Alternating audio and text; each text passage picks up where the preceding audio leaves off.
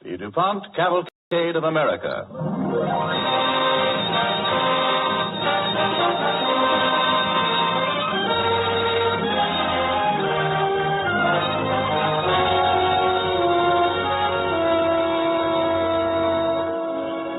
Tonight, Edward G. Robinson stars in The Philippines Never Surrendered, the story of guerrilla warfare against the Japanese on Mindanao, on the Cavalcade of America, sponsored by the DuPont Company, maker of better things for better living through chemistry. Before we begin our play tonight, we want to tell you about DuPont Speed Easy Wall Finish, the new wall paint that you use right over wallpaper or most other interior wall surfaces. Although Speed Easy is an oil paint, you just thin it with water, then apply with a large brush or roller. In less than an hour, your walls are dry. For less than $3, you can refinish the average room. So for your home decoration, get Speed Easy. It's speedy, it's easy, and it's made by DuPont.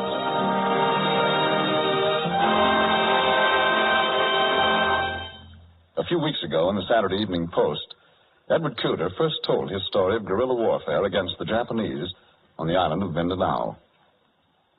Tonight, that story is told for the first time on the air.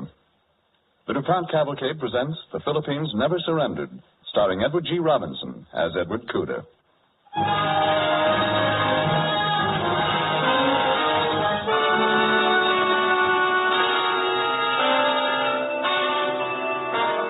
May 5th, 1942. In the shortwave monitor stations of America, in San Francisco and Seattle, up and down the West Coast. The engineers hold the tuning dials, trying to bring in the signal, trying to make it louder. And then they get it. And they hold it. Somebody is calling from the Philippines. Corregidor calling. Corregidor calling. Corregidor. I can't say much. They got us. All around and from the skies. I can't think at all. Everyone is bawling like a baby. They're piling the dead and wounded in our tunnel. My love to Pa, Joe, Sue, and Mac. Stand by. Stand by. In San Francisco and Seattle, the engineers wait at the receivers. They wait. And the brute silence of the Pacific flows in. Nothing more from Corregidor. It is as though the sea has rolled over the Philippines. The Philippine Islands have been drawn into the bosom of Japan.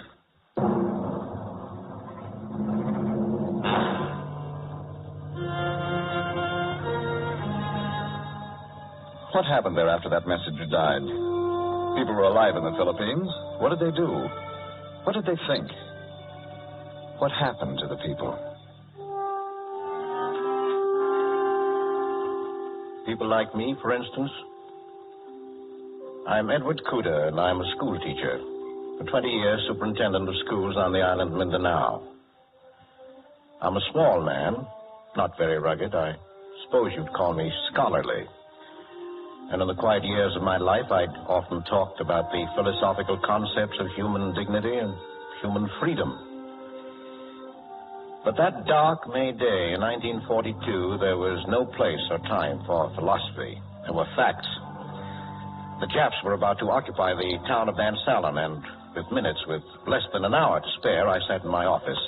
Outside, there was the fury of approaching battle. And opposite me, across my desk, sat a United States Army colonel. You've got to make up your mind, Mr. Cooter. The Japs will take this town in less than an hour. Yes, I know, Colonel, but maybe it's the words that bother me. Words? Yes, well, they're strange to me. Sabotage, guerrilla. I'm not a soldier. I've never even fired a gun. All I'm asking you to do is to stay here and organize the people. Tell them how to resist. I'm not asking you to fight. Yes, but it seems to me that someone like you... No, my orders are to go to the mountains, establish a center for resistance. And you know the natives better than I do. Yes, I know them, and I like them. And they like you. Yes, but telling them to resist means bloodshed, killing, torture. Well, they don't want to live under the Japs all their lives, do they? I don't know. Do you want to? Well, that's a different matter. I know that someday I'll get away from this island. The Murrows have to live here. Sure. It's their home. All the more reason for them to fight. Well, it's easy for you and me to say that, Colonel. It's true. Well, it's easy for us to talk about what a man should fight for or die for, but our talk isn't enough. Listen, Colonel. Those guns are real, and the people they're turned against know they're real. Look, I can't argue any longer. I have to get out of here. But I wish you'd say that you'd try. I'll try. Well, that's enough for me. I know that if anyone can get the morals to fight, you can. Yes, I'll try. I'll talk to them, but Colonel, don't expect miracles.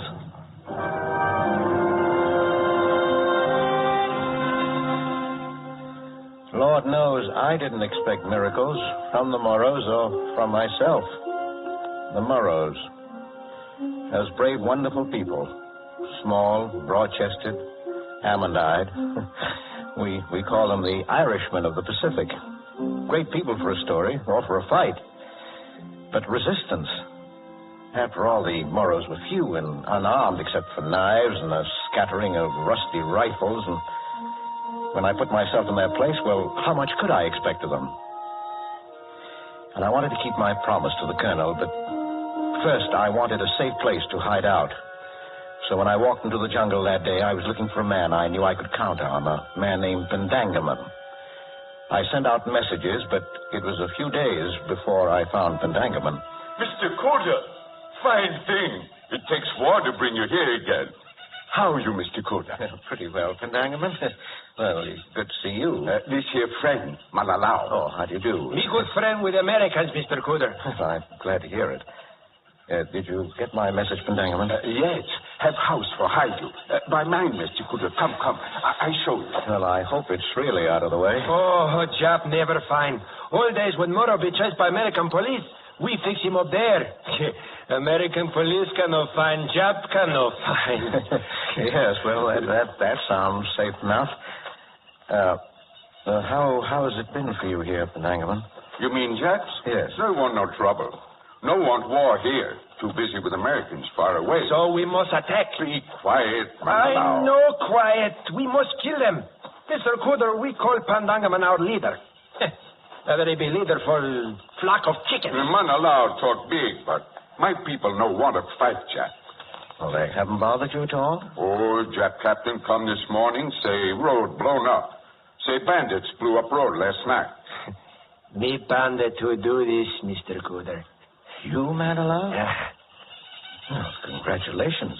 Then Jap say, Moro people must repair road. I say no. Must repair.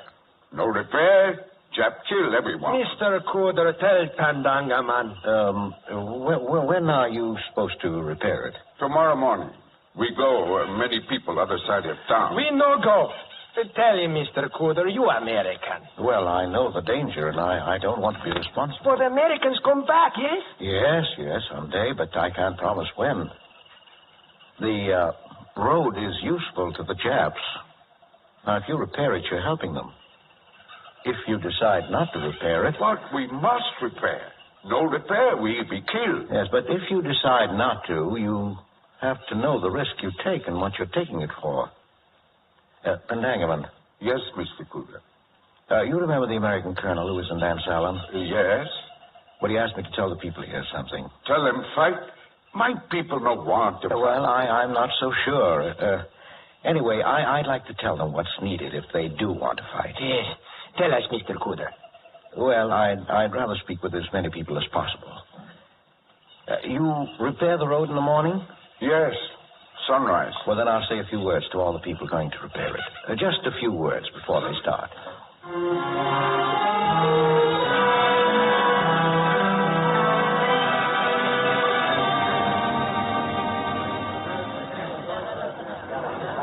But please remember, I don't want to mislead you. Now, resistance will not be easy. It will mean sacrifice and struggle. It may mean you will have to kill, and perhaps some of you will be killed. We brave people. We kill. We no kill. Well, I'm not trying to tell you what you should do, but you must choose between resistance or possibly a lifetime of slavery under the Japanese. Now, if you decide to resist, you mustn't repair the road this morning. Resistance should begin in ways like that. not working, wrecking trucks, blowing up bridges. Then when the American army comes back... When Americans come back? I don't know. Will be soon. Well, I can't lie to you. I don't know. Maybe 2 months, maybe a year, maybe 2 years. But General MacArthur said he will come back. I believe that. Come. Time to fix road. No, Pandangaman. Mr. Kudarai, no fix road. Why, I am leader here. Pandangaman, Mr. Kuder, I know way, good way, not to fix road. You know a way? No kill Jap. Oh, no kill Jap. Listen, we go now to road. Start work, we work good, no trouble. Then after a while, crawl in the jungle and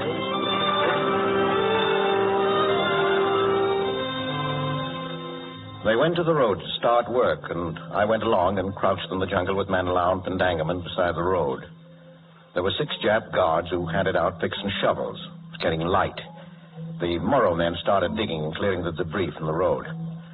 They worked for 2 hours while the Japs sat and watched. Then Manilau crawled away from my side and disappeared into the deep jungle. And suddenly... the Jap guards ran up and down the road, trying to see into the jungle, looking for the men who'd fired. And when they peered toward Pandangaman and me, I was cold with fear. But they didn't see us, and they wouldn't venture into the jungle. They fired a few shots blind, and then waited. In a few minutes... You will continue walking. Go to work. The men went on working. Manilau silently returned to my side. Then, after another 2 hours, he crawled away again.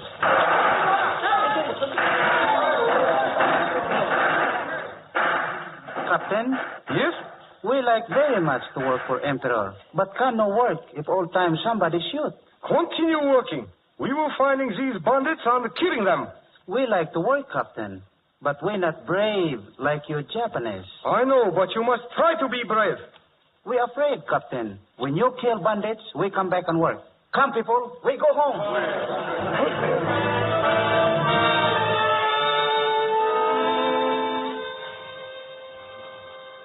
What are you thinking, Pandangaman? Trouble coming. Why? This. We work for Jap. They make very nice for us. But Jap know we hate them. So if we no work and if they win war, Mr. Kuda, I think they will kill us all. They're not going to win the war, Pandangaman. Maybe.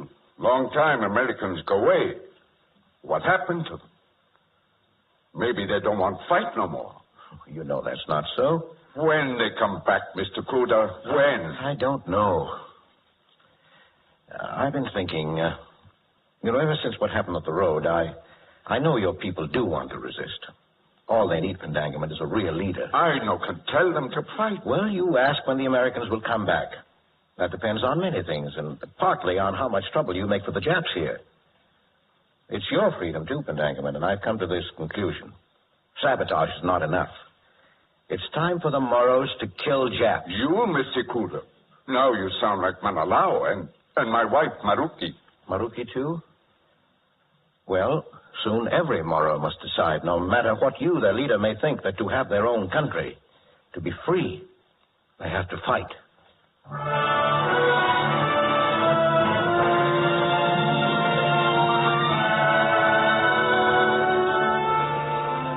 You are listening to Edward G. Robinson as Edward Kuda in The Philippines Never Surrendered on the Cavalcade of America, sponsored by the DuPont Company, maker of better things for better living through chemistry.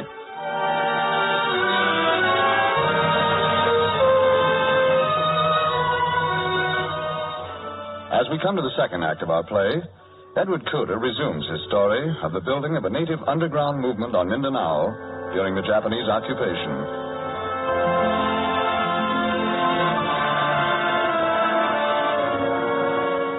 After I knew the Moro people were ready to resist the Japanese, I became a man of action, trying to bring together the threads of courage, ingenuity, and strength I'd seen in the Moros, trying to fill the gap left by the weakness and the hesitations of their leader.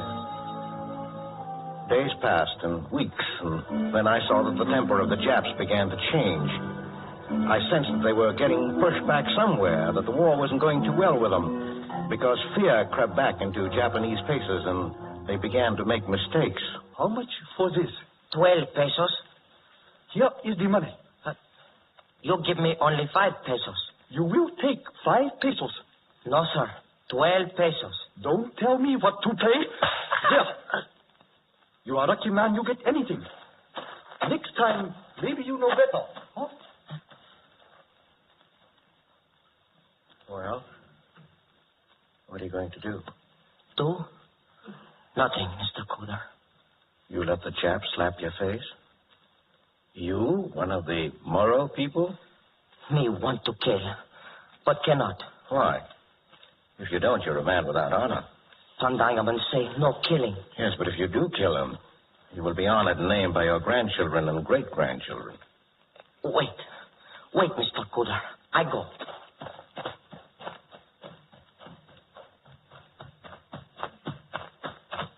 Sir? Good, Captain. So, you speak to me? Sir, I worthless man. I no want to take more than 5 pesos. Oh, next time, you know better with Japanese. Yes, sir.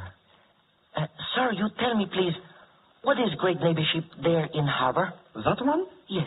Oh, fine ship of Japanese Imperial Navy. Named Kajuk. So, clean through the throat. You Jap cannot slap Moro. Even you have many guns.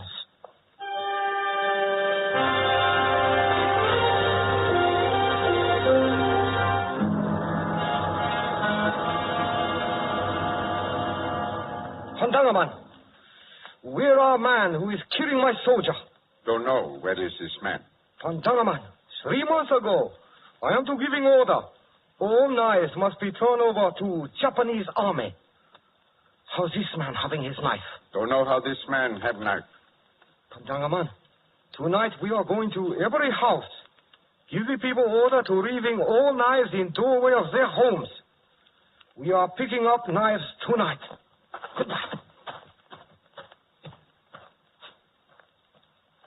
Pandangaman, You can come out now, Mr. Kuda. He gone.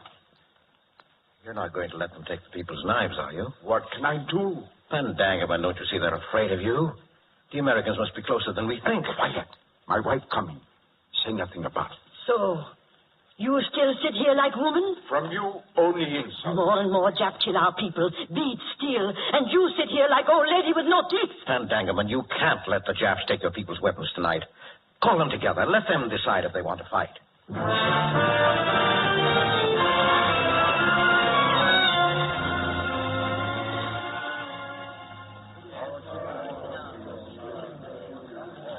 That night, in the darkness around Pandangaman's house, the people sat and talked. I moved among them, listening, putting in a word here and there. They all had their rifles with them. They'd come expecting to fight. And yet Pandangaman sat without speaking, and I knew he wouldn't give the command. Then it happened. A young man came up to Pandangaman. Pandangaman, many Japanese coming up road. Coming this way. Oh, that's so good.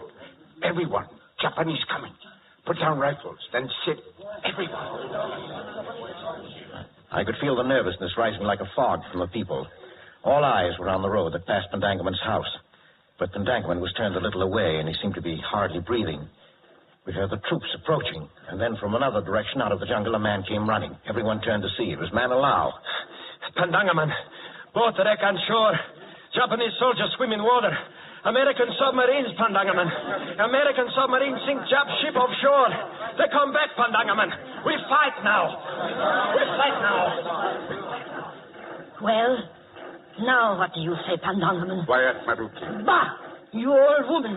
I go after them with my knife. I will lead people. Quiet. Quiet. Mr. Kuda, go into your house before they see you. All right, I'll go. You can see what your people want, Pandangaman. If you're really their leader, you have to prove it. Now is the time to act. I went into the house and watched. I saw the soldiers pass the house and vanish over the little hill road. And then I saw Pandangaman get to his feet. I knew now he felt the pulse of his people and he was ready to lead them. The thing that happens over and over in human history had happened in Mindanao. The people, needing a leader, had created one out of their own strength, their own fierce needs. Pandangaman stood up, and the Moro people rose without a word and followed. Moving noiselessly, the people spread out behind him and started running. I ran out of the house behind them. They filled the jungle on both sides of the Jap column and then caught up with it. For a moment, we could only hear the sound of marching, and then...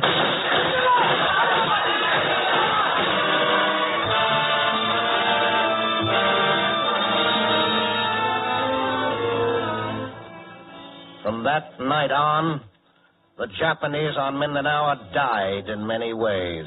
By bullet, by stone, by knife, and by rope. The Japs had swallowed up the Philippines, and the feast had killed them.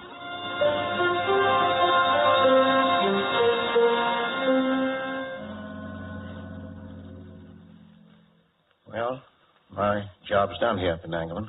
You leave us now, Mr. Kuda? Yes, I think I should go to the mountains and join the colonel. The people are organized now, and they have their leader. Yes. Tell Colonel we fight for him. We make way for American to come. And tell him come soon. I'll tell him.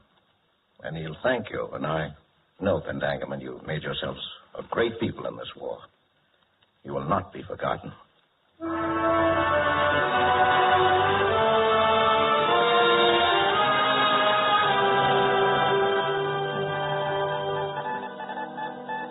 Well, Cooter, how's it seem being a hero? Oh, I don't know that I am, Colonel. I told you I was no soldier. Well, maybe not, but you certainly started things popping down there. Well, they're fighting, yes. Poisoning Japs, knifing them, throwing them off cliffs. They're organized, Colonel, but I still haven't fired a rifle. Remember? I told you that wasn't important. Yes, the Moros are fighting like people who deserve their country. You know what I mean. To me, that's a fine thing. I know. Colonel, your answer from MacArthur's headquarters, sir. What's it say? Well, General MacArthur's sending a sub. We're to meet it on the coast. Here are full directions, sir. Good. Well, Cooter, I guess you're going home.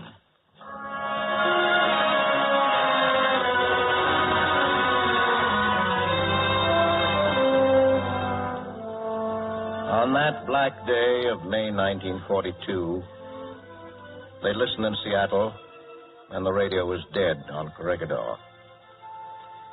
But in February 1945, I lay in a New York hospital, and beside me the radio was tuned to the same waveband. The voice had returned to Corregidor, to Manila and to those islands. The speech of free men had returned, and it soared like strong birds across the long Pacific, soared in the voice of General MacArthur. President Osmeña, my country has kept the faith.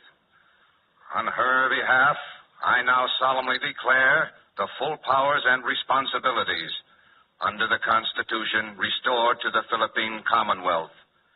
We come here as an army of free men, dedicated with your people to the cause of human liberty. Manila has regained her rightful place as a living and heroic symbol of democracy. The level voice of Douglas MacArthur rose out of the sea, and the silence of the sea was rolled away. And I knew then what I had stayed behind to prove. The Philippines never surrendered.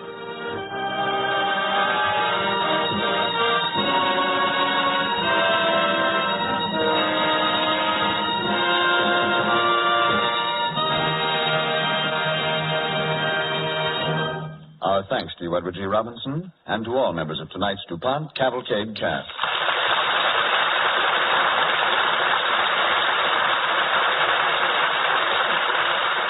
Now, here is Jane Whitman. As each day brings us nearer to the end of war in Europe, we turn our thoughts westward. Westward to Japan, and currently to San Francisco, where at the United Nations Conference, men of goodwill are striving that world war may never come again.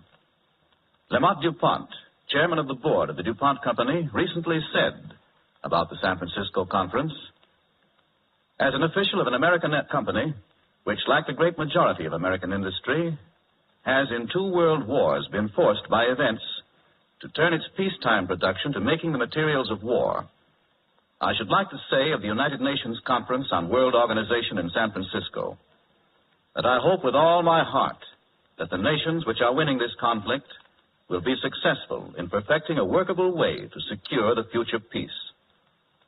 Obviously, we cannot wave a full functioning world organization into being at the point of a magician's wand and guarantee by that act that there will never be war again.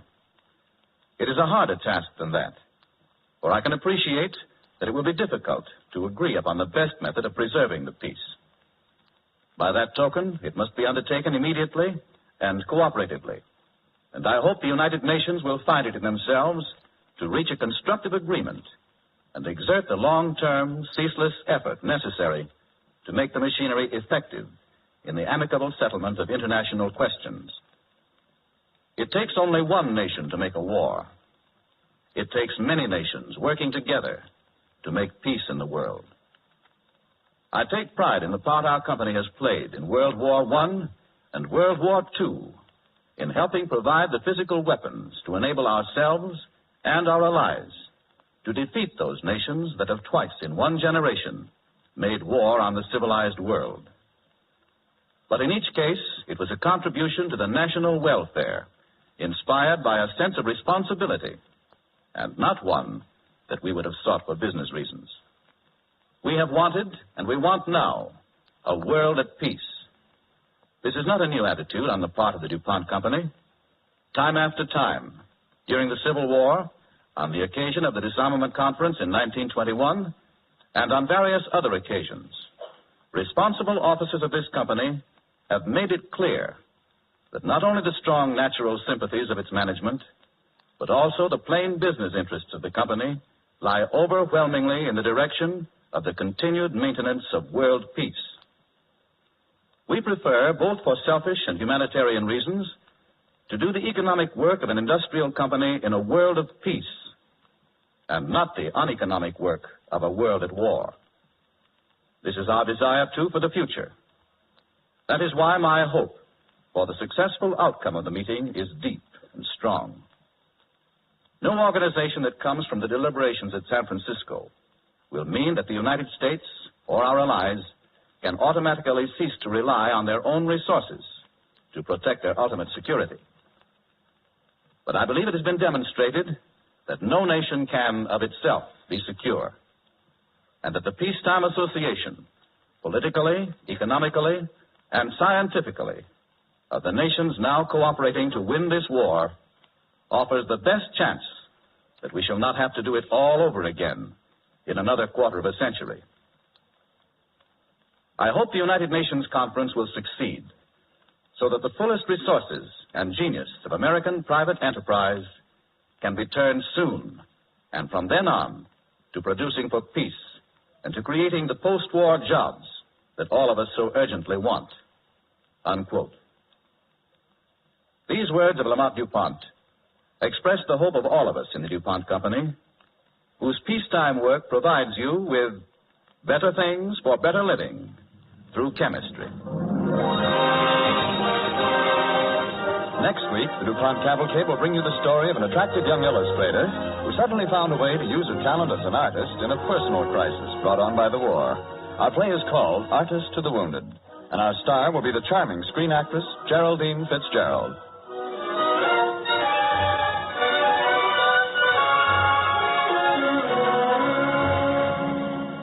Edward G. Robinson may be seen currently in the international production Woman in the Window. The music for tonight's DuPont Cavalcade was composed and conducted by Robert Armbruster. Our Cavalcade play was written by Arthur Miller and was based on a Saturday Evening Post series by Edward Cooder and Pete Martin. This is Frank Graham inviting you to listen next week to Artist to the Wounded, starring Geraldine Fitzgerald on the Cavalcade of America, brought to you by the DuPont Company of Wilmington, Delaware.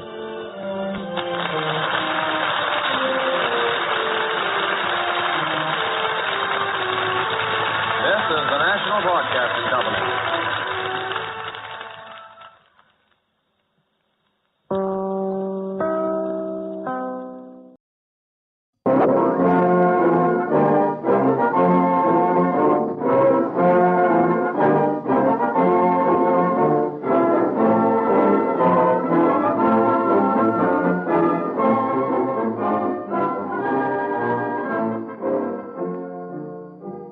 our listeners aren't tired of hearing Happy New Year, because all of the people connected with this program wish to extend their hearty and sincere greetings, with every wish that 1936 will be full of gladness for you. Few companies have been so long identified with the history and growth of America as DuPont. And so it's fitting that DuPont should present the Cavalcade of America, a series of programs which tell you stories of traditional American spirit. It is the belief of the sponsor that a very real expression of the nature and tempo of American life is found in the ideal of DuPont's research chemists. Better things for better living through chemistry. Your comments on this series of programs will be appreciated very much by the sponsor. Just mail them to DuPont, Wilmington, Delaware, or to your radio station.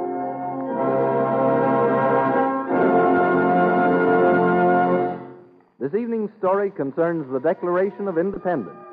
Our Cavalcade Orchestra sets the stage with Victor Herbert's American Fantasy, which makes use of historic American airs.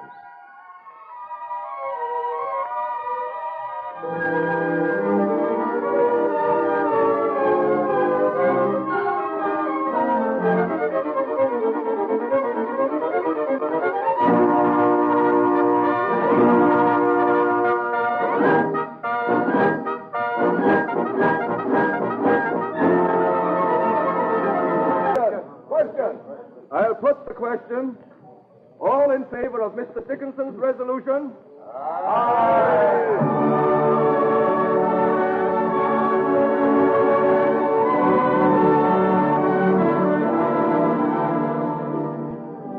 Both sides were eager to postpone the actual vote on the resolution. But many members felt that it had a good chance of passing, and so a committee was named to draft a declaration stating the reasons for such a resolution. The committee consisted of Benjamin Franklin, John Adams, Thomas Jefferson, Roger Sherman, and Robert Livingston. Jefferson, considered by many to be the best writer in the colonies, was chosen to make the original draft. Let us visit the Gratz house on Market Street, Philadelphia, late in June. Gratz is talking with his wife. But Mr. Jefferson hasn't come down to his supper. I think I should call him. No, don't disturb him. Mr. Adams and Dr. Franklin are with him. There are serious matters being discussed upstairs. Well, maybe Dr. Franklin and Mr. Adams would like some supper, too. Must you always be thinking of food? Important plans are being made for the welfare of our country.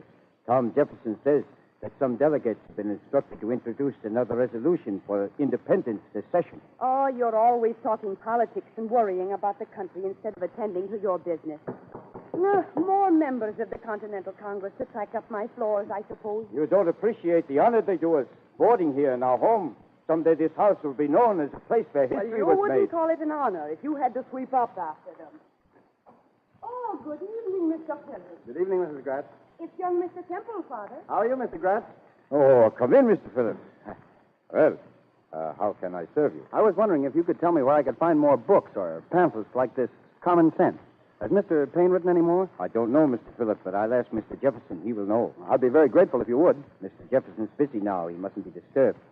How does your father feel about your sudden interest in this kind of literature?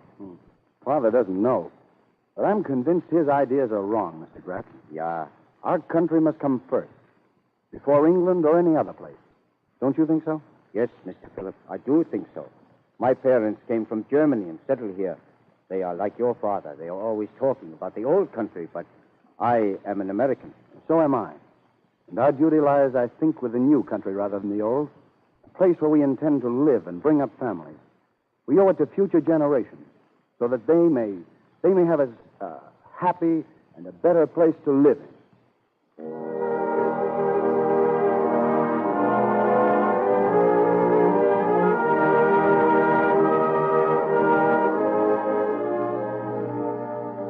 Meanwhile, in Jefferson's rooms, he and his colleagues, John Adams and Benjamin Franklin, are formulating the document that was to help make the country a happy and a better place.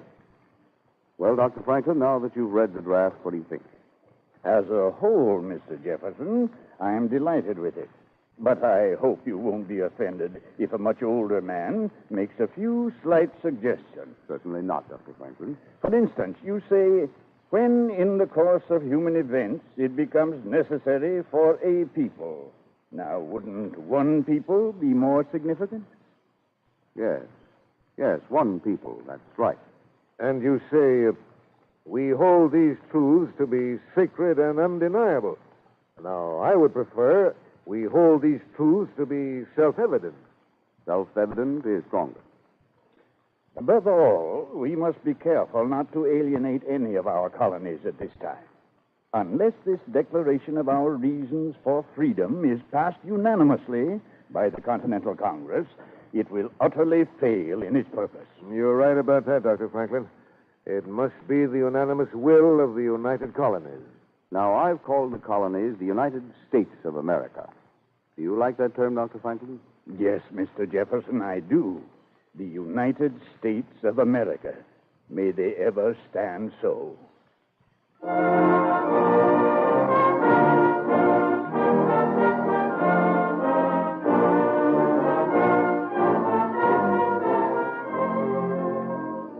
Discussion after discussion caused further postponement of any definite action.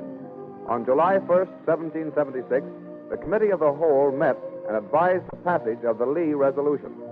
The vote was 9 colonies for and 4 against. We find Franklin, Jefferson, and Adams the night of July 1st discussing the situation. 9 votes out of 13. No, it's not enough. If the resolution isn't passed unanimously tomorrow, the rest of the world will never believe our colonies are united. Never believe we are the United States of America. 4 colonies against. Delaware, South Carolina, Pennsylvania, and New York. The Delaware delegation is evenly divided. The New York delegation has no instructions, and none could possibly arrive by tomorrow. The South Carolina delegates feel that their instructions aren't broad enough to allow them to vote affirmatively. Rutledge has called them together tonight. Perhaps his eloquence may persuade them. I'm worried about Delaware. The vote will always remain 1-1. McKean for and Reed against. We can't count on Delaware. McKean told me that he'd sent a postwriter for Caesar Rodney. As the third member of the delegation, he's sure to favor the resolution. Rodney's 80 miles away, and they say he's a sick man. We can't expect him to arrive in time to vote. It's your own Pennsylvania delegation that worries me most, Dr. Franklin. That's a negative majority that no amount of eloquence or persuasion can change. I know. Dickinson and Morris are sincere. So are Willing and Humphreys. 4-3 against. Come in. Good evening, gentlemen. Good evening. Good evening, Mr. Dickinson. I trust I'm not interrupting. Why, not at all. Come in, Dickinson. We were just discussing you. Not too harshly, I trust. Gentlemen, I was much impressed with the vote today. So much so that you wish to change yours, I hope. No, Doctor. I still believe in reconciliation. But I love my country too well to hold out against wishes of majority. I know that independence must pass, and I realize the necessity for an undivided front. My conscience won't permit my voting for the resolution, but I can stay away from the Congress. That would make a tie in the Pennsylvania delegation, Mr. Dickinson. I'm on my way to talk to Morris. If he also remained away tomorrow, you would have a majority in the Pennsylvania delegation. Mr. Dickinson, you and I have long been opponents. Now I want to express my appreciation and gratitude, sir. Of course, I can't promise for Morris. Tomorrow will tell the tale. We must wait for tomorrow.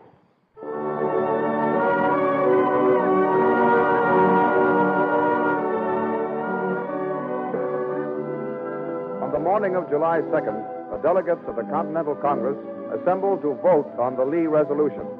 Franklin and Adams are seated together not far from the chairman, John Hancock, as the voting proceeds. There's 8. New Hampshire, Massachusetts, Connecticut, Rhode Island, New Jersey, Maryland, Virginia, North Carolina. 4 more to come, with New York not voting. The chair calls on Mr. Gwinnett of the Georgia delegation. Georgia votes in favor of the revolution. The South Carolina delegation, Mr. Rutledge. Mr. Chairman, last night we held a meeting of the South Carolina delegates. Lasted well into the morning. We have come to the conclusion that our instructions are broad enough to allow us to vote on the question. South Carolina votes in the affirmative. Rutledge must have been very eloquent. Well, I'm beginning to breathe easier. There are still two more, and... At the request of Colonel McKean of Delaware, I have postponed calling on that colony until an attempt has been made to secure a full representation. Yesterday, the vote was even. Mr. Chairman. Here's Colonel McKean now. I was just calling on you. Mr. Chairman, I beg to report. Our third delegate, Mr. Cecil Rodney, has just arrived. He has ridden all night and wishes to apologize for rushing in so unceremoniously. But thanks to his arrival, the Delaware delegation supports the resolution 2-1. Only your own colony left, Dr. Franklin? Yes, only Pennsylvania. Dr. Franklin, have the other members of your delegation arrived as yet? No, Mr. Chairman, and I am certain now that Mr. Dickinson and Mr. Morris are not coming.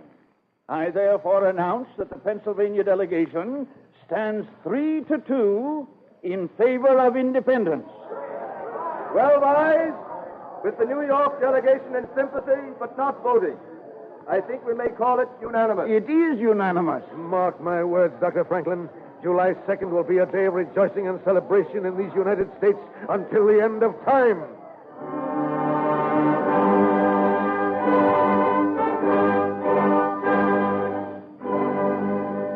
But July 2nd, the day the resolution was passed, is not the day we celebrate. On July 4th, after much discussion as to its wording, a formal Declaration of Independence, little changed from Jefferson's original draft, was adopted unanimously by the assembled representatives of the United Colonies. On July 8th, the people of Philadelphia are gathered outside the State House to hear the Declaration read by John Nixon. On the outskirts of the crowd stands young Philip Temple with his father. I can't see why you dragged me here, Philip. You've read that document yourself at Mr. Jefferson. You almost know it by heart. We can't hear anything here anyway. I want to see how the people take it, Father. People, eh? I notice not many of our friends are here. Many of our friends have fled the town, Father. Yeah, that is true, sir. I'm glad you're staying. I'm waiting to see the outcome of all this. Anyone can put words on paper. But will they live up to their words?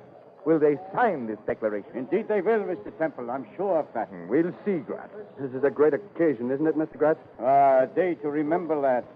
I'm glad to see you taking an interest, Mr. Temple.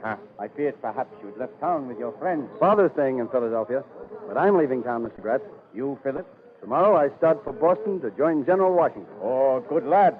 Does your father approve? The boy's of age. If I tried to stop him, your Liberty boys would try to run me out of town, I suppose. Don't mind what Father says. I really think he's rather proud of me. Mr. Nixon has finished reading the Declaration. Those men in Congress have pledged their lives, their fortunes, and their honor. Could I do less? Every church bell in Philadelphia seems to be ringing. Yeah, ringing in a new era. They've given us the ideal. It's our duty to make it real.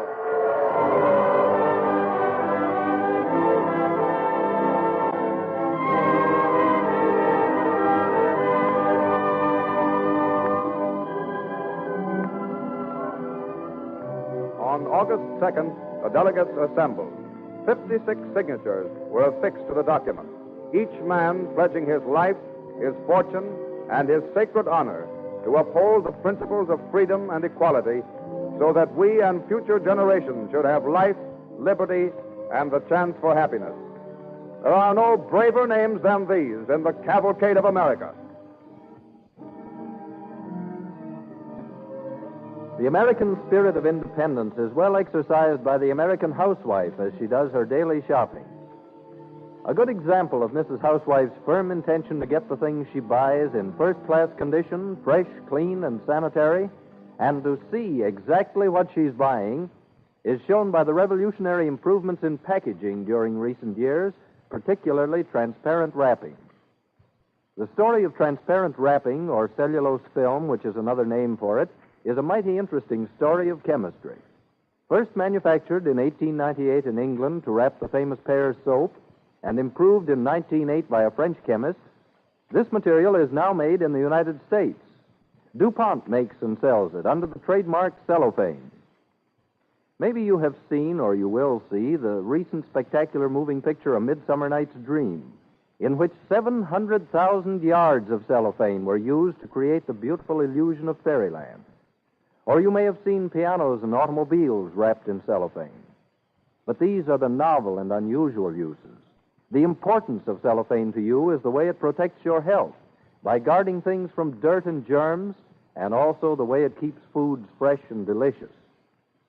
How can man produce a substance as shimmery as a moonbeam and as elusive as thin air out of the towering spruce tree? Because that's exactly where cellophane cellulose film comes from. Chips of spruce wood go through various chemical processes to end up as a thick liquid. Then an amazing transformation takes place in one step. As the liquid cellulose is forced through a long, narrow slot, it flows evenly into an acid bath. And the instant it touches the acid, it coagulates and becomes solid. Then it's purified and bleached until it's as clear as crystal and made flexible for easy and secure wrapping. DuPont chemists made many improvements in the original discovery. They found how to make this transparent wrapping moisture-proof to protect the freshness of foods and tobacco.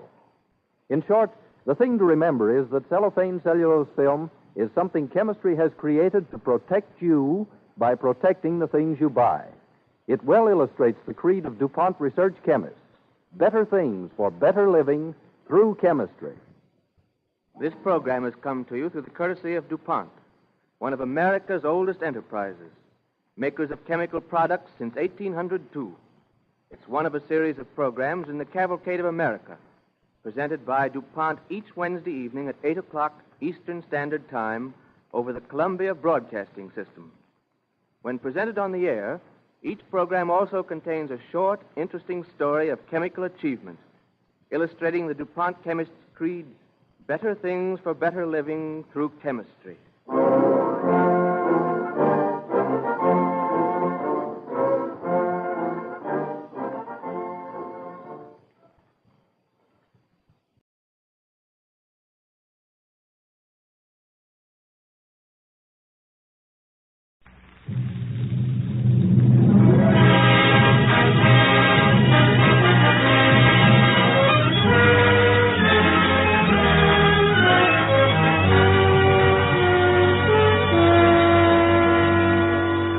Presenting Lana Turner in Donut Girl on the Cavalcade of America, sponsored by E.I. DuPont, de Nemours and Company of Wilmington, Delaware, maker of better things for better living through chemistry.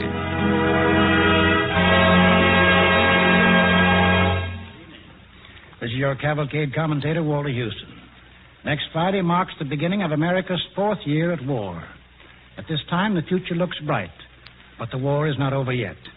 We still have long months of bitter fighting ahead, and the men in uniform, at the rare moments when they can, need to relax.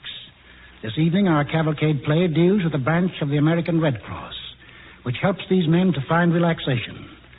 Donut Girl, written by Edith Sommer, is based upon factual material supplied by Annette Robbins, a Red Cross worker, recently returned from the South Pacific. Donut Girl is the personal record of Patricia Holland, the Chicago girl who found herself at a jungle air base somewhere in New Guinea. Pat Holland will be portrayed by the star of the Metro-Goldwyn-Mayer picture, Marriage is a Private Affair, a star who is one of Hollywood's brightest and loveliest, Lana Turner. It was almost 2 years ago when Pat Holland arrived in New Guinea, burdened with luggage and rosy illusions.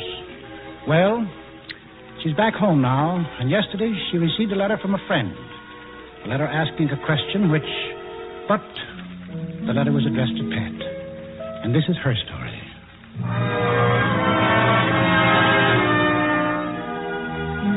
The letter, full of exclamation points and dashes, was from Florence.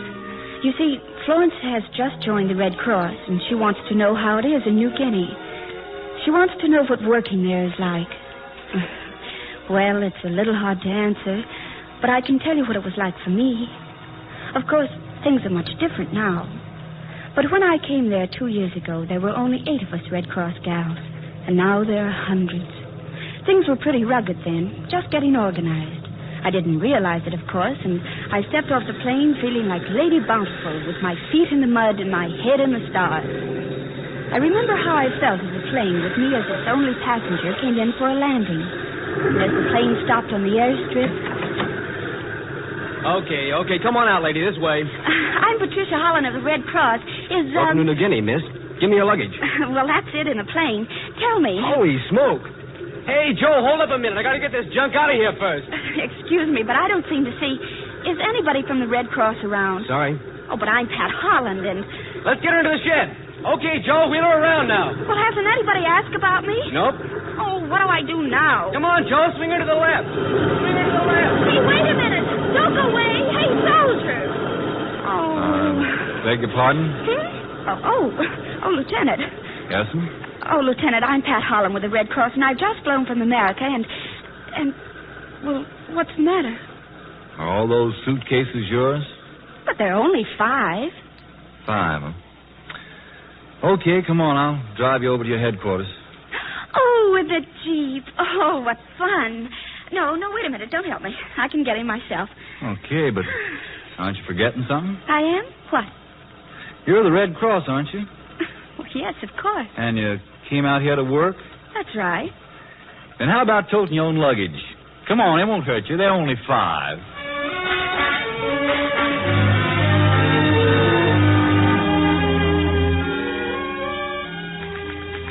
We're very glad to have you with us, Miss Holland. While you remain in this area, there are naturally several regulations you must follow.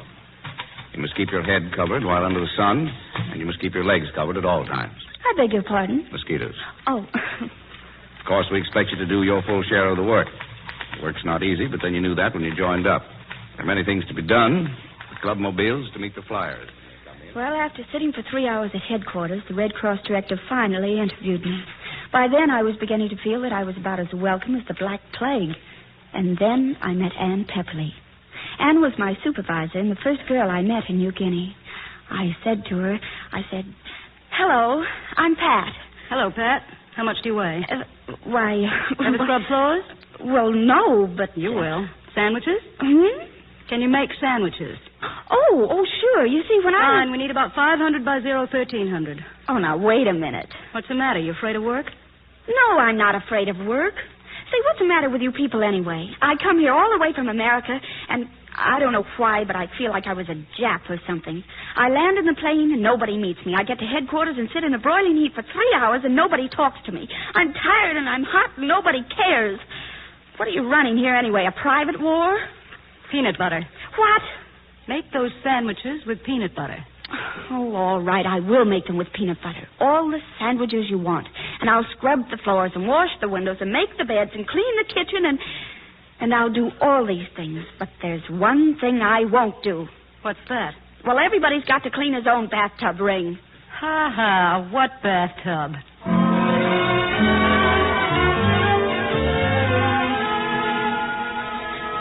I ran out the door, only there wasn't any door because the headquarters building was just a thatched hut. And I pushed along the jungle path toward the barracks. My heart was so heavy and my eyes were full of tears and I was mad and I was lonely and then it happened. Man, ain't that new girl pretty? Oh, thank you. Thank you very much. Oh, thanks. Thank you.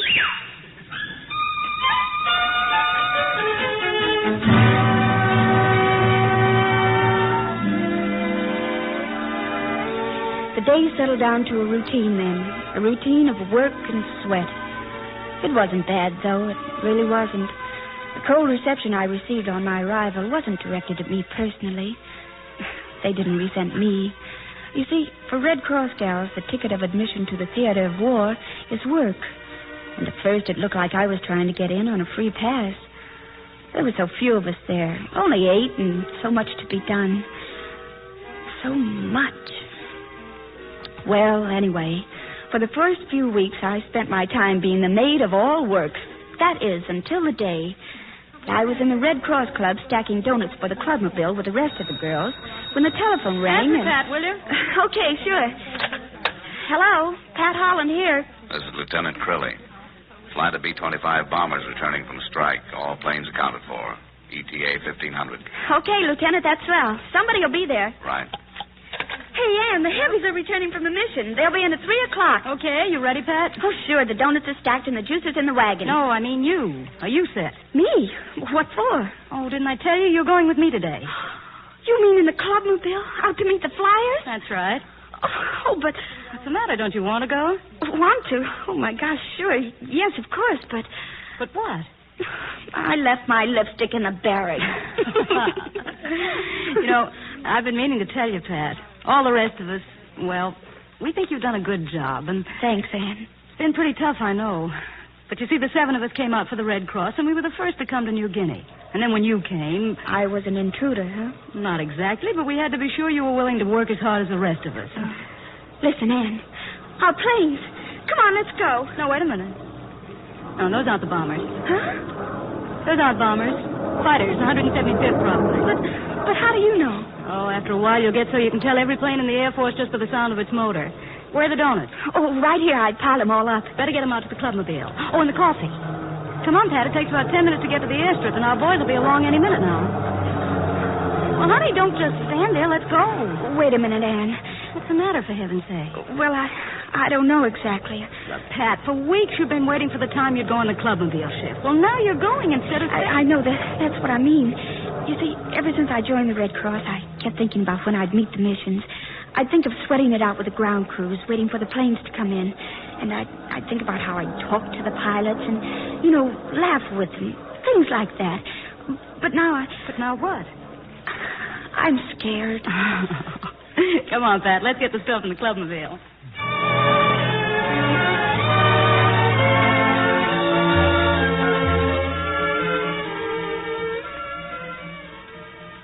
Okay, then. Here we go. Oh, gosh, Ann. No kidding. I've been waiting for this ever since I got here.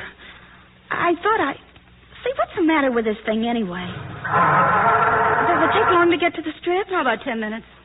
Well, it won't take us that long. Ann, the battery's dead. The battery's dead. But it can't be. Pat. Try turning on the ignition. Oh, Ann. Oh, forget it, honey. You're just excited. Oh, well, this time we're really off.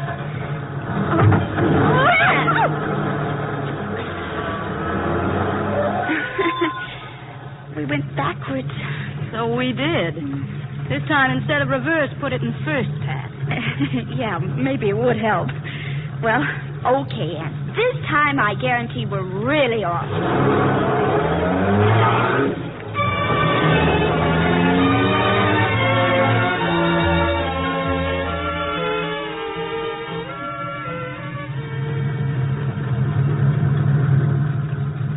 Well, we made it, Pat. Everything set? Already. Coffee, fruit juice, donuts. Oh, but why don't they come? They'll come. Listen, Ann, what'll I say? You've had dates, haven't you? Oh, sure, for heaven's sake, but this is... It's the same thing. These are just boys, Pat. 20, 21 years old, most of them. Just talk to them. Joke with them. Help them to relax so they can be interrogated by air intelligence. What's that for? Well, intelligence officers question the crew so they can learn of possible enemy losses, new tactics, new equipment, things like that. Happens after every mission. That's our job, see, to get the boys to relax so they can talk. Oh, I wish they'd come. Say, you don't think... Well, hi, Bill. Pat, this is Bill Anders, chief of the ground crew for the Grease Lightning. Hi, Pat. Hello. Ground crew for the what? The Grease Lightning. Ain't you ever heard of it? That's the best blasted fort in the whole Air Force. You knew, huh? This is the first time Pat sweated out a strike. Oh. Well, take it easy, kid. This is the toughest part. They're a little late, aren't they? Yeah, we just got a report that one of them got it over the target. Oh, no. Yeah. Tough. Which one? I don't know. Just hope it wasn't my boys. That's all. Just hope it wasn't my guys. Oh, it couldn't be, Bill. Not with Rip Ware, the skipper. Yeah, that's the way I figure. Now, Ollie's over there sick on a dog. He's sure it's his gang. Had a premonition last night, Ollie did. Kept me awake all night with it. That's Russ's ship. Yeah, Ollie's sure they got it. Last night he dreamed he'd seen him go down. He's feeling bad, real bad. Well, I'll see you later, Ann. All right, Bill. Bill, if you hear anything more, let me know, will you? Oh, yeah, sure I will, Ann. See, they're sure all late, aren't they? Listen, Ann. And does it happen often? Planes going down? Yeah. Yes, Pat, it does. But But how can you stand it? Well, sometimes you can't. This is the worst. Not knowing which one. Not knowing who. You see, Pat, sometimes there's a special boy. I know, Ann. Mary told me about it. It was right out here on the strip, just like now. All the planes came in. Only his didn't. We were going to be married. Look, Pat, they're coming. Where? Over there, see? Hey, Bill, they're coming. Turn on the Victrola, Pat. What? The Victrola, turn it on. Okay.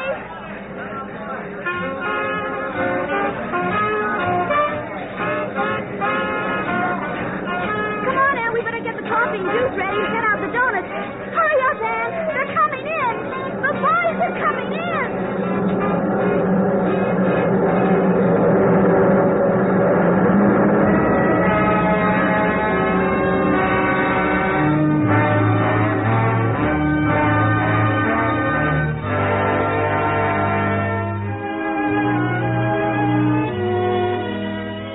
Listening to Lana Turner and Donut Girl on the Cavalcade of America, brought to you by the DuPont Company, maker of better things for better living through chemistry.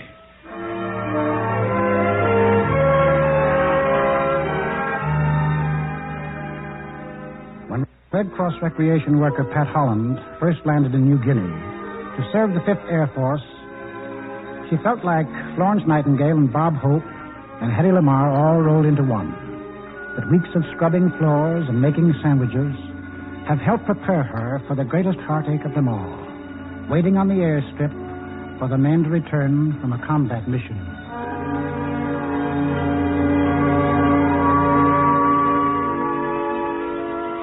You've heard about Rip Guare, I guess. Everybody has. Well, I met Rip while I was in New Guinea. That first day I was out on the airstrip in a clubmobile. His was the first plane in. I remember it was my first plane, and I was nervous and scared, and I couldn't seem to talk to the boys at all, and, well, the boys just talked to each other about their mission.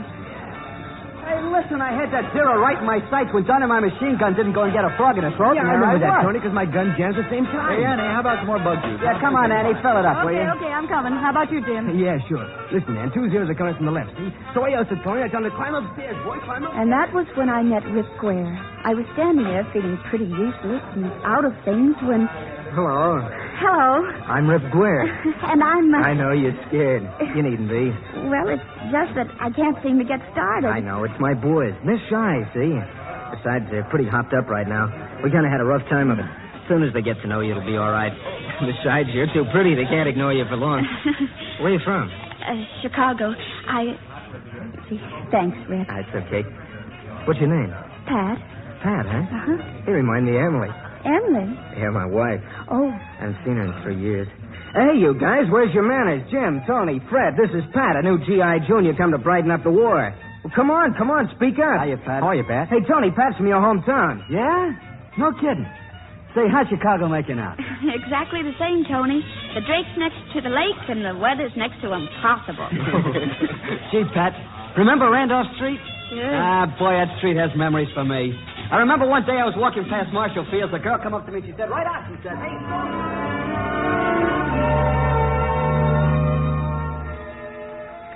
It wasn't spectacular what Rip did. Oh, but it meant so much. He made me accepted, one of the gang. Funny how important that is, to have boys, mere babies, some of them, accept you as an equal. But then you remember that these aren't just kids. They're men. Brave men who face death casually every day. I was traveling in pretty honored company, and it was a swell feeling. Oh, one other thing happened that day. As the bombers came in one by one, Bill, Rip's ground crew sergeant, came running up to us and... Hey, Pat, listen, I was wrong. Wrong. Wrong about what? Yeah, we didn't lose the plane. They're all in. See, here comes the last one now. All the planes is in. Oh, Bill, that's wonderful. Oh, boy, I'll say it is. Listen, when Russ's plane rolled down the strip, his ground crew was so happy they cried like babies. But they were so afraid about Ollie's premonition. Yeah, but when they saw that plane, no kidding, they just cried, all of them. All except Ollie. He was so happy he got sick.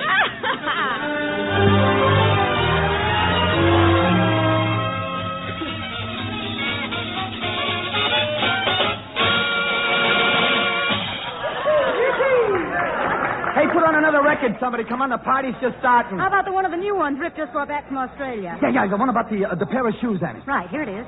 Shoo, shoo, baby.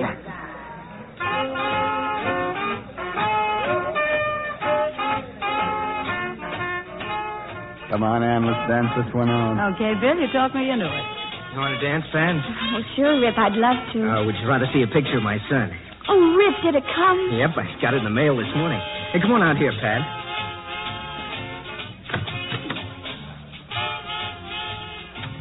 Here, get over by the light. There it is. Oh, Rip, he's a fine boy. How old is he? 3. Some kid, huh? Yeah, he looks just like his dad. Yeah. Emily keeps writing he acts like me, too. He says he's got a lopsided grin. See, you can see it in the picture. It's blurred a little. I guess he moved. But if you look closer... Oh, yes. Yes, I see it. Oh, gee, he's darling. Yeah. Emily says he laughs like me. And he won't eat his eggs. Won't eat his eggs? Nope, can't stand them. But when I get home, Oh, no, I guess I won't. I don't like eggs either. Oh, gosh, Pat. I know. You know, I never seen him. Little guy was born just 4 days after I was shipped overseas. But he knows me. Emily's taking care of that. She had a little picture made from a big one she had, and my boy, don't kid me, wears it pinned to his jacket like it was a medal or something. And Emily says that whenever he meets somebody, he points to my picture and says, "Hey, you, that's my daddy." Want to go back and dance, Pat? I'd love to. Oh, gee whiz. Huh? What are you laughing at? Me? I never thought of it before, but, well, if I ever have a little girl of my own, I sure hope a little guy like yours has her telephone number.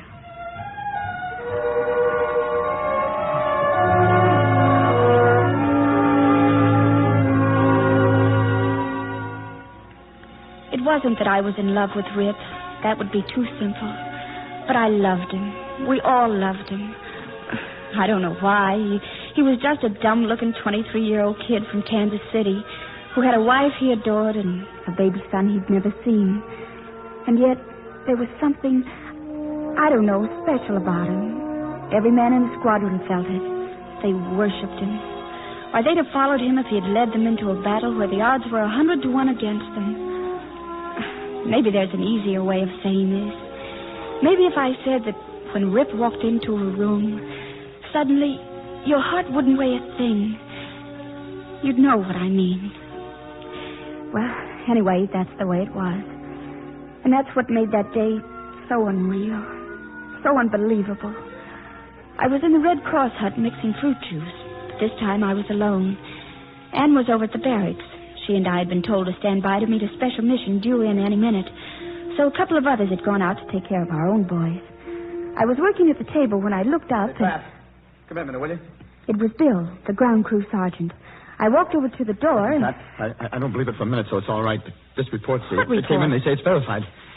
Oh, they got jerks working up in communications. How do they know it's verified? What? I don't believe them, Pat. Them happy Charlies is fighting a dream war. I don't pay no attention to them. What's happened, Bill? Well, that's what I'm trying to tell you. It's just that... Look, I don't believe it for a minute, You don't Pat. believe what? Not for a minute, but they say that They say what? Rick got it over target. Like I said, them communications Joseph's dreaming. Half the time they shoot out these fancy reports that don't... Are the bombers in yet, Bill? Yeah, but they don't make no... All of them in, Bill. No. Rip's playmate. My playmate. Listen, Pat, I gotta go now and tell the other guys not to believe it. See, they're gonna get the report, and I gotta tell them not to believe it. Bill! Bill, wait a minute. Bill! But he'd gone. I wanted to run after him. I wanted to run and yell, and I wanted to cry.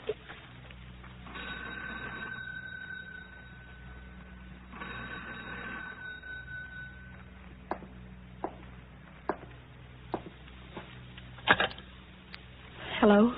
Lieutenant Crilly here. Yes, Lieutenant. A squadron of replacement bombers coming in. Full complement of planes and men, so you better have a flock of sandwiches and coffee on hand. Estimated time of arrival, 0900. Okay? Hey, did you get it? 0900. Sure, I got it, Lieutenant. That's swell. We'll be there.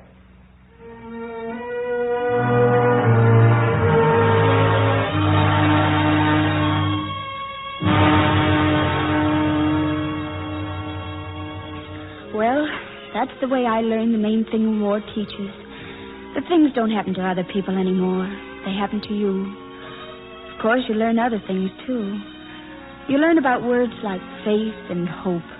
Words like that. Funny, but they come to life for you when you're mixed up with a war. And they work for you. I've seen it happen. Again and again I've seen it happen. And maybe the official report does list Rip as missing in action, presumed to be dead. All right, maybe he is. But a whole squadron of men in New Guinea, a girl and a little boy in Kansas City, and I, we don't believe it. We know that somewhere Rip Guerre is alive.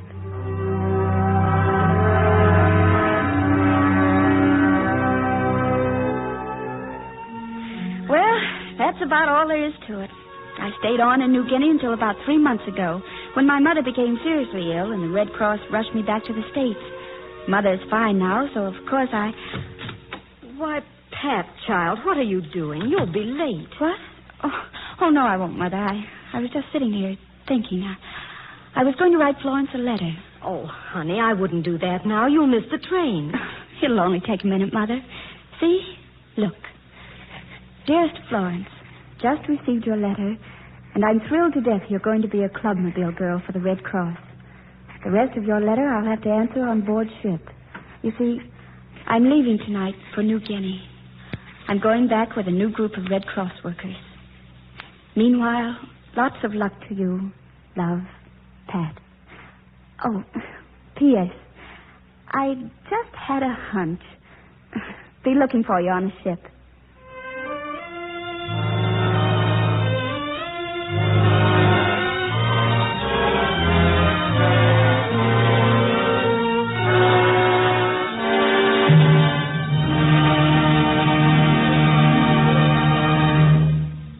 Thanks to you, Lana Turner, and to all other members of tonight's DuPont Cavalcade.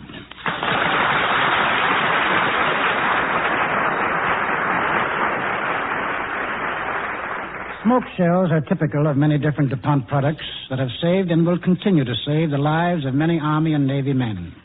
By means of colored smoke candles and colored smoke shells that send up clouds of red, orange, yellow, green, and violet smoke, lives are saved by identifying our ground forces so that our supporting planes and artillery can distinguish them from the enemy.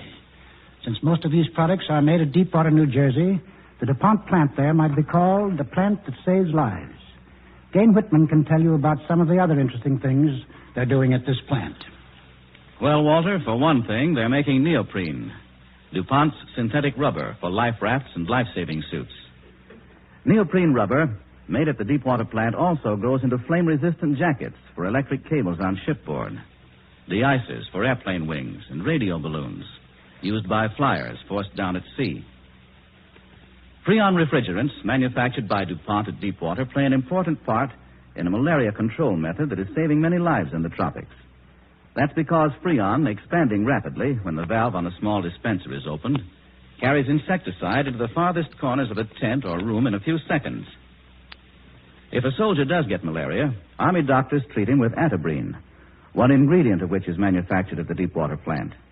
And in a sense, camphor made there saves lives too, because camphor is used in manufacturing the moving picture films that train our crack-shot aerial gunners to shoot first and shoot better. The plant that saves lives is known officially at DuPont as the Chambers Works, in honor of Dr. Arthur D. Chambers, who contributed much to its early development. But in peacetime, this 500-acre plant with 750 buildings and 9,000 employees has still another name, the plant that has never stopped growing. Because, literally, it never has stopped growing in more than 25 years. Men and women who qualify for jobs at this New Jersey plant of the DuPont Company today, and the plant is still hiring both men and women, have the best assurance of continuing employment. For when the war is won, the plant that saves lives will turn back into the plant that has never stopped growing, offering interesting, important jobs for long years to come. Men and women growing up with America's age of chemistry, supplying America and the world with an ever-increasing number of DuPont better things for better living through chemistry. Now, Walter Houston. Next week, our Cavalcade play tells the thrilling story of another war, the war against pain. You meet the men who fought this war, and you'll see how the victory they won is helping today to spare the wounded from the agony of surgery. Our star is Brian Dunleavy.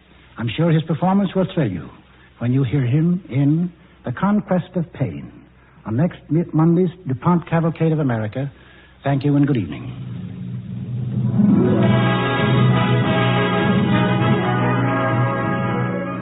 The music on tonight's Cavalcade was composed and conducted by Robert Armbruster. This is Gene Whitman inviting you to tune in next week to The Conquest of Pain, starring Brian Dunleavy, brought to you by the E.I. DuPont de Nemours and Company of Wilmington, Delaware.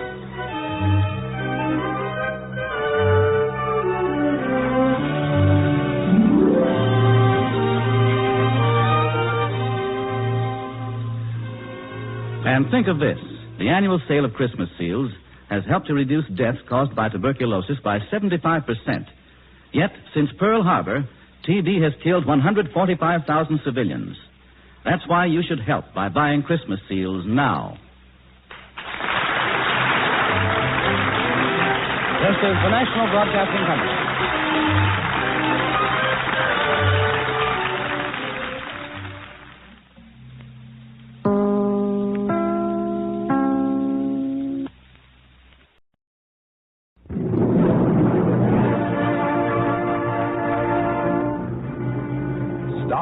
Alfred Lunt in The Gentleman from the Islands, an original radio play on the Cavalcade of America, sponsored by the DuPont Company, maker of better things for better living through chemistry.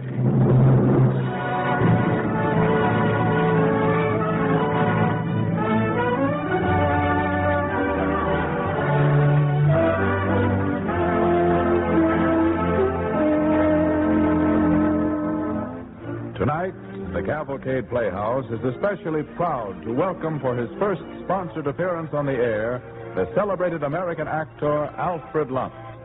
The play he has chosen for this event tells the story of a gallant and courageous gentleman from the islands of the West Indies, whose destiny it was to secure the unity of a great republic. The gentleman's name was Alexander Hamilton. Our play, written by Robert Tallman, encompasses 24 fateful days.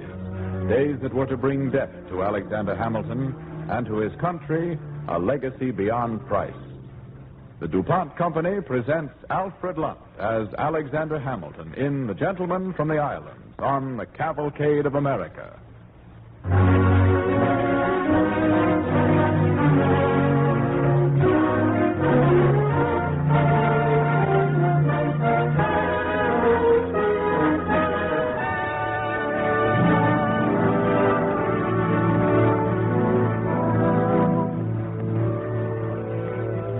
Near midnight, the night of June 17th, the year 1804.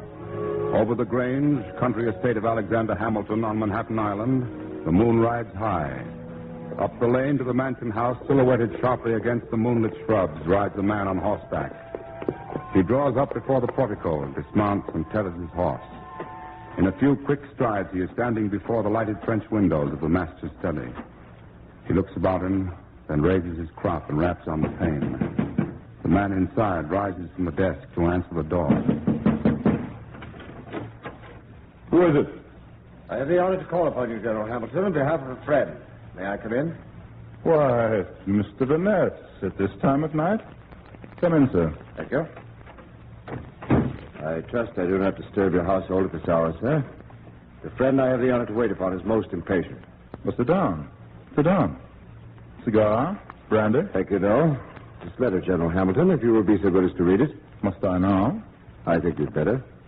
Well, if you insist. Hand me the letter opening there, will you, sir? At your service, General. Thank you. Excuse me? Sit down. Sit down. Be comfortable. Thank you. I prefer to stand. This letter is from Aaron Burr. I recognize the hand. That is correct, General. But I don't understand. He seems to be agitated about some newspaper story. You knew nothing of it? No, sir. I never read scandal-mongering journals. Apparently your friends do. But this concerns something a Dr. Cooper says I said 2 years ago. You deny having said it? That Aaron Burr is a dangerous man not to be trusted with the reins of government? That is only the published utterance, General Hamilton. Colonel Burr has reason to believe that in private you have sought to place him in an even more despicable character. Mr. Vaness, despicable and more despicable is not worth the pains of distinction. Then you accept the challenge. All right, Colonel Burr, a letter. I don't believe in acting in haste, and I don't understand perfectly, as yet, what Colonel Burr's motive is in this affair. It couldn't be that you are afraid to meet with Colonel Burr on the field of honor, sir? Field of honor? I couldn't meet Aaron Burr on the field of honor. He wouldn't know where to find such a field. You may tell Colonel Burr that he can wait upon my pleasure. It is not my custom to receive wild challenges to my honor in the middle of the night. Not so wild as you think, sir. Then beg your friend to tell me why, after all these years of political rivalry between us, he has chosen this night to resolve the matter. I have retired from public life to all intents and purposes. There's a man who tasted power at the age of 25, retired at 47, sir. You belittle yourself, sir. That is my privilege, Mr. Vaness. I bid you good night, sir. As you wish, General Hamilton. Good night, sir.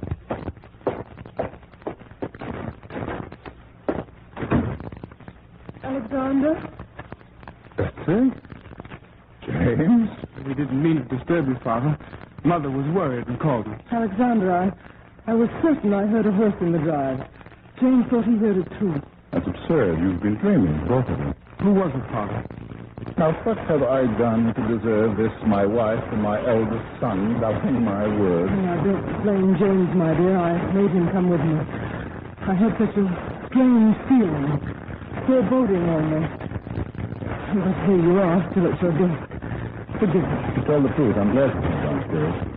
I must go into the city tonight. Tonight? Well, when did you decide about that? Just now.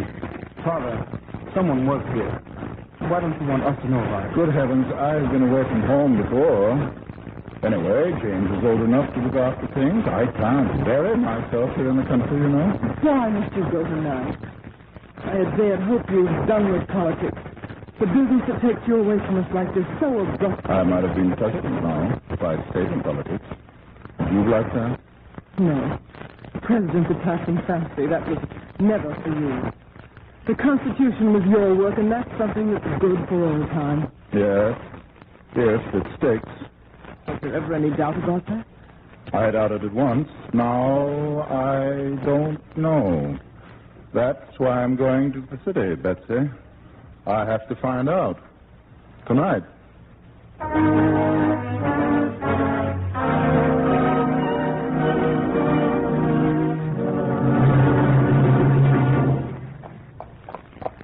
Oh, there. Oh. Oh, wait here, old girl. I shan't be long.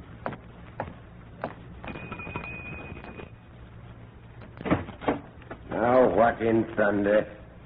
Hamilton, come in. Come in. I'll make a light. I know the hour's late, Judge Pendleton, but... Well, think nothing of it. I've just dozed off in my chair, as you see. You saved me a bad case of stiff joints. That's better. Now, what brings you out at this hour? I just had a visit from Mr. Vaness, the so-called affair of honor. On whose behalf? Colonel Aaron Burr. I trust you didn't do him the honor of noticing his challenge. Not yet. You intend to do so? I might. You mustn't consider it. Burr is a deadly shot. This wouldn't be his first duel, you know. But it would be my first duel. First performances have a way of sticking in the public mind. Precious little comfort that would be if it were your last as well. I'm not so sure of that, Judge Pendleton. Why this concern over Burr, whom you've always held beneath contempt? Because I have reason to believe there is more to his challenge than meets the eye. Don't forget, Judge Pendleton, I'm not a bad shot myself. Burr doesn't gamble for little stakes. If it were only his personal honor at stake, he would have challenged me long ago, for I have never made any secret of my contempt for the man and all he stands for. Oh, don't forget, Hamilton, you have time and again frustrated Burr's highest ambitions. When he wanted to be president, you chose Jefferson instead. And only last month, you killed his chances of becoming governor of New York. He'd set his heart on that governor's chair. Ah, but why did that governor's chair mean so much to him? That's what I must make sure of, Pendleton. If the answer is what I think it is... Supposing you fought this duel, Hamilton. Supposing you killed Aaron Burr. You'd only make him a martyr. Ah. But if Burr killed me, what then? It's unthinkable. This whole thing is unthinkable, Hamilton. It must not happen, this duel. Judge Pendleton, of what must happen and what must not happen, neither you nor I can be the arbiters. Tomorrow I shall see Burr's political crony Swarthout. What good will that do?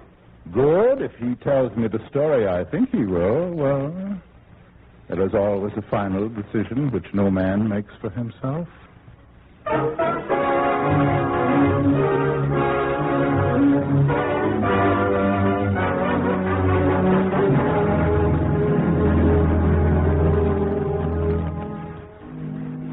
You are listening to Alfred Lunt in an original radio play, The Gentleman from the Islands, on the Cavalcade of America, sponsored by the DuPont Company.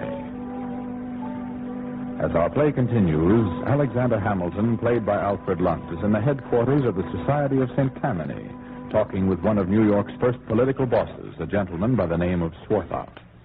Let us be realistic, Mr. Swarthout.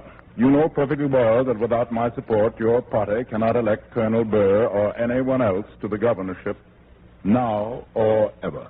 Oh, now we know why you opposed Colonel Burr's election as governor. Wanted the job for yourself, eh? I haven't said so. Oh, come now. You're a man of the world, Hamilton. It's as plain as the nose on your face that you would. Excuse me, Mr. Swarthout. I didn't want to interrupt, but the gentleman was most insistent. What gentleman? Speak up. Mr. Cheatham, sir. Bring him in. Wait till Cheatham sees you way up. I wager he'll... You wager what, Mr. Swarthout? Mr. Cheatham, I believe you have met General Hamilton. We've met. I hadn't dreamed we'd meet again. Perhaps you've been dreaming of other things, Mr. Cheatham. General Hamilton has decided to let bygones be bygones. Isn't that so, General? I haven't said so. No. I assure you, Mr. Cheatham, General Hamilton is only waiting to find out what we have to offer him. Huh? Well, that's so. Gentlemen, let's come to the point. It has been suggested that the office of Governor of New York might have its attractions for me.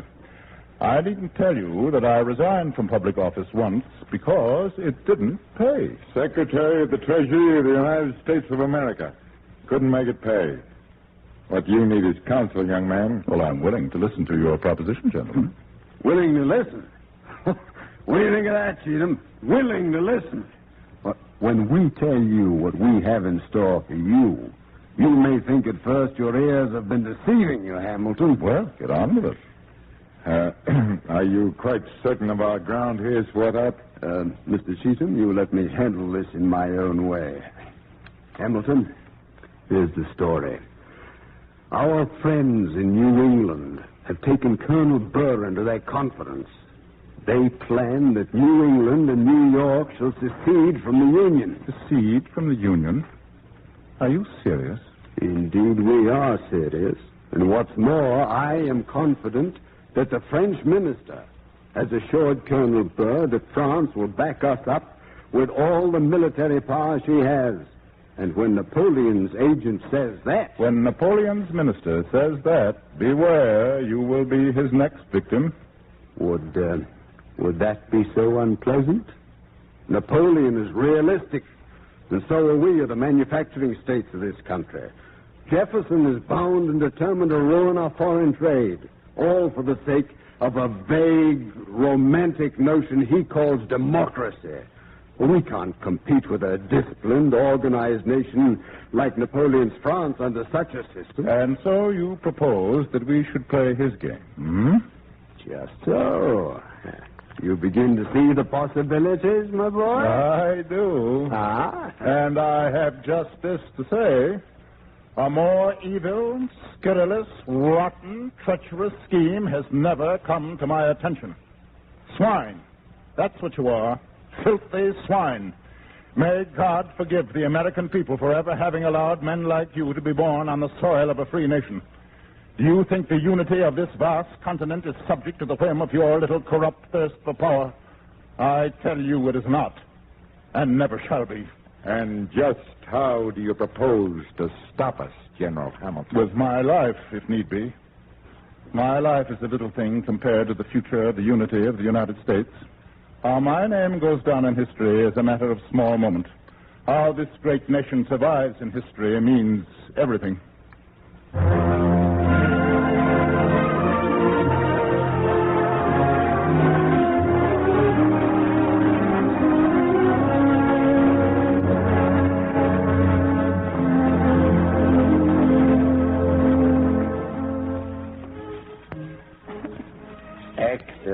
Excellent repast, my dear Mistress Hamilton. And music with the feast.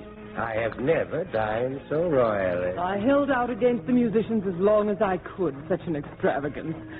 But Alexander would have it. James, when you're the head of the house, I adjure you, do not follow your father's example.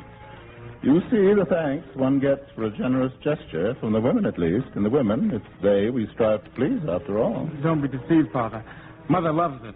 She told me so before dinner. Now, you're too old to be carrying tales, James.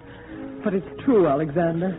It's wonderful to see you so full of the enjoyment of life. Oh, one would think I had done nothing but add columns of figures for, these 20 years. And today is an exception. It's the 4th of July, you know, but no brandy.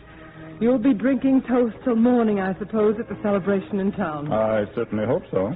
Well, I wouldn't have you miss it for the world. Aaron Burr will be there for certain, and I want everybody to see how much handsomer you look in your dress uniform. Aaron Burr will be there. Of course, isn't he always? Why? What's the matter? Nothing. Just, I'll have to polish up my speech. Well, Pendleton, let's be getting on. Good night, Father. Good night, Judge Pendleton.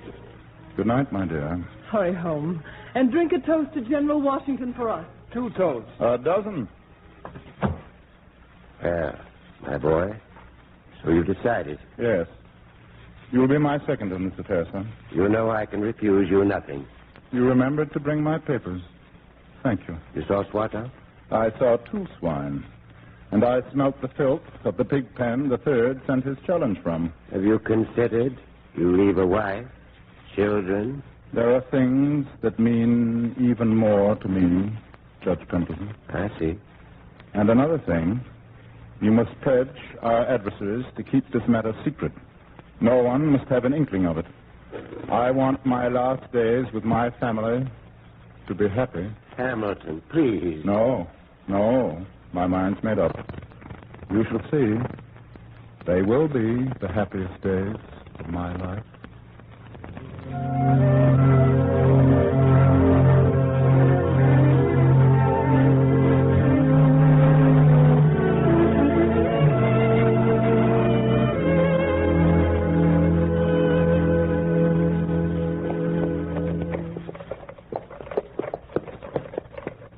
Here you are, my boy. Got you home earlier than we expected. I'm very much obliged to you, sir. You were magnificent, Hamilton. The way you faced Burr as if nothing had happened between you at all. Nothing has happened yet. I spoke to Van Ness in the course of the evening. July 11th is the date. At Weehawken Heights, across the Hudson. The New Jersey laws on dueling are more liberal. July 11th. And this is the 4th. The 5th now, 6 days. Well, good night, Judge Pendleton. Good night. God bless you.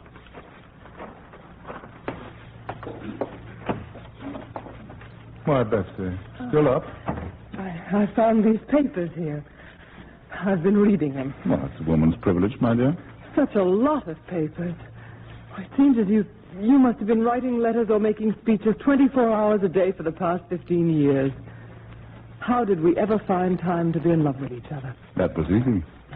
Thank you, sir. I'm learning all your secrets. Oh, here's one. Remember this? The letter I wrote to old Cheatham after that scurrilous story you printed about our marriage? I'll wager his ear is still burning. Gall of the man. Intimating that I married you for your money. Well, didn't you? Of course. But that's our business. Well, then, I'm glad I had some money. Do you really mean that, Betsy? What do you think? Oh, forgive me, my dear. These old memories we've dug up, how rich they are, and how many things we've learned, especially me. Oh, here's the letter from General Washington after you quarreled, remember? Oh, yes, I remember. He said I kept him waiting. I stopped to talk to Lafayette on the stairs. It couldn't have been more than 2 minutes, but General Washington insisted it was 10. Naturally, I had to stand on my honor. You had too much honor in those days. I like you better now. Perhaps I haven't changed as much as you think, Betsy. Why do you say that in that strange tone of voice? Alexander, what is it with you these past weeks? Have I seemed not like myself? Too much like yourself. Your old self, I mean. This elation. I remember you like this before when you were going to Philadelphia to stand up against your elders for a constitution you wanted. I survived it, didn't I? Yes, and I prayed for your safety every night. Oh, you were so outspoken. There were so many hot-headed men there, the kind that fight a duel at the drop of a hat. What is it, Alexander? Did I say something to offend you? No. No, of course not. Just remembering old times. Too much of it for one day. Sometimes I feel I've known you so little for all our years together. Yet I'm glad. You've never seemed so human, so alive. I've never loved you as I have these past weeks. They've been the happiest weeks of my life. Say that again, Betsy. The happiest weeks of my life. You do mean it, don't you? Oh, thank you. And now I'll say good night again, my dear. I have a little writing to do before I come to bed. Good night, my love. Father, may I come in for a moment? Why, James, are you up too? Yes, I waited up. I wanted to talk to you without Mother here. Secrets from your mother? I'm flattered. Well, I'm preparing for my Regents examinations now to enter college, as you know, and I thought, well, I wasn't sure whether I'd be going. I mean, are you getting ready to leave us, Father? What on earth put that idea into your head? Not this letter. You left it out on the desk. I wouldn't have looked except for what it says on the top. To my sons, in the event that I should not return. Have you showed that to your brothers? No. I wanted to be sure what it meant. That doesn't mean anything. I was thinking of taking a fairly long trip, perhaps to Canada, naturally. If I went by boat, there's some danger. You're lying to me, Father. Yes, perhaps I am. Are you going to fight a duel? You know I don't approve of dueling. I didn't ask you that. I asked you if you're going to fight a duel. No, we'll put it this way. If I were, I'd want you to do as I said in that letter. Look after your mother when I'm gone. I understand, Father. And don't worry. I won't say anything to Mother. Not till it's all over. You're a great gentleman, James. I have no fears for you. Be a guide to your younger brothers and a comfort to your mother. I'll do my best. Now, good night.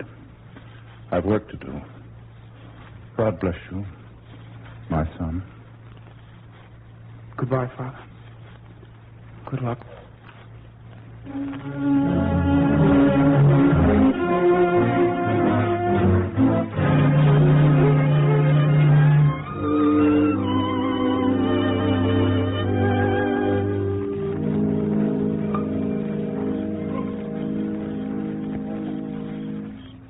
Paces, gentlemen. 10 paces. 10 paces.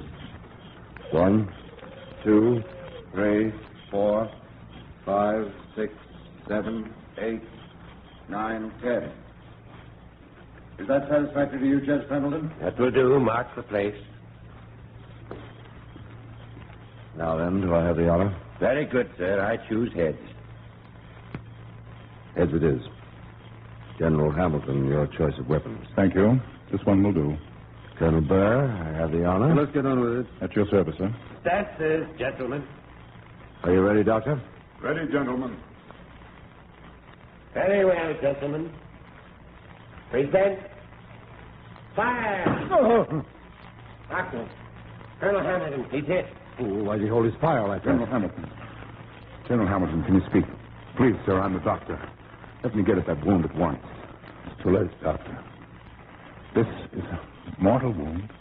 Looks bad. We'll have to get him across the river somewhere to a hospital. The bullet has entered his lung. Gentlemen, bring a stretcher. Over here with a stretcher. Hurry. Oh, just a moment. Before we start, I should die before we reach the other shore. Let my wife be called at once.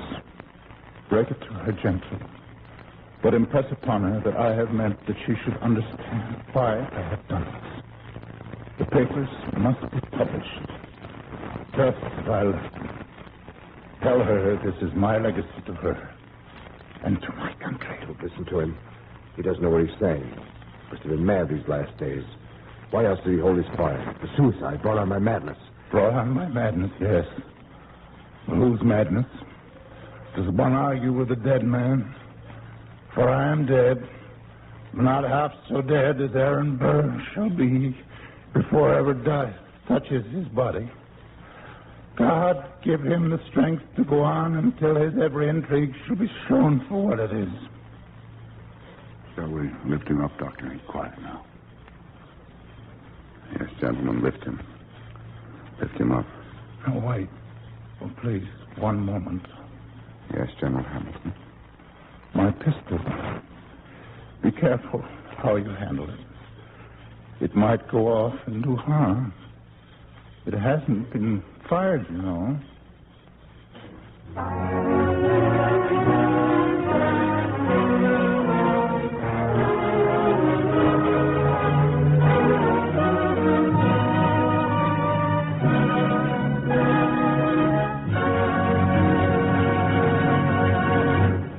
And now, the star of tonight's cavalcade, Alfred Lunt.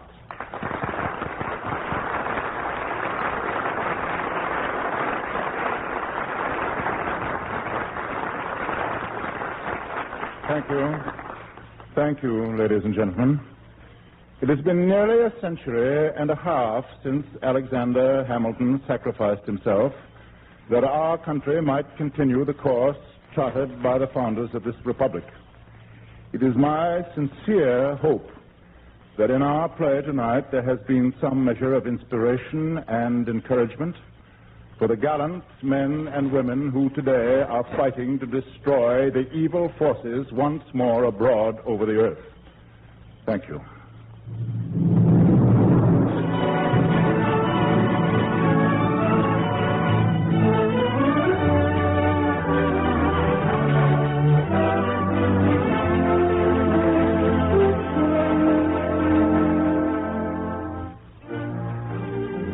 Next week on the Cavalcade of America, the distinguished character actor Dean Jagger in a new and thrilling radio play called Man of Iron, a story of John Ericsson's invention of the monitor.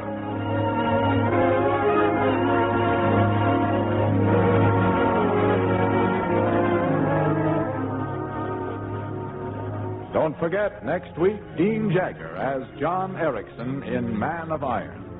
The orchestra and musical score tonight were under the direction of Don Voorhees. This is Clayton Collier sending best wishes from DuPont.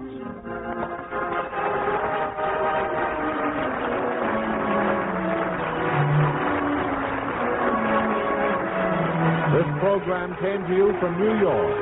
This is the National Broadcasting Company.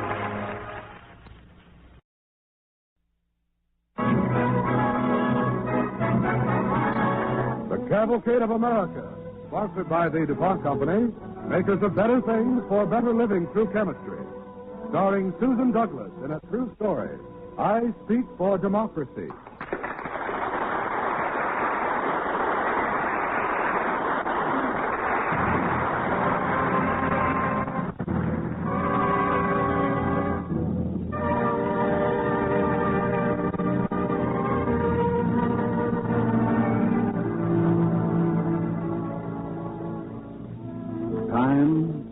Bitter cold afternoon in 1944. Place, a farmhouse near Fort Vermilion, a fur trading post in the northern wilds of Alberta, Canada, close to the border of the Northwest Territories. carbon, 7 nitrogen, 8 oxygen, 9 fluorine. Oh, dear. 10 neon, 11 sodium. What is that you study, Yaroslavka? In where? She could not go down to Edmund. Wait. Petro, why we don't think of it before? Your brother, Georgi, in Delaware at United States Fine School. Sure, you would take her in. Oh, Petro, she could come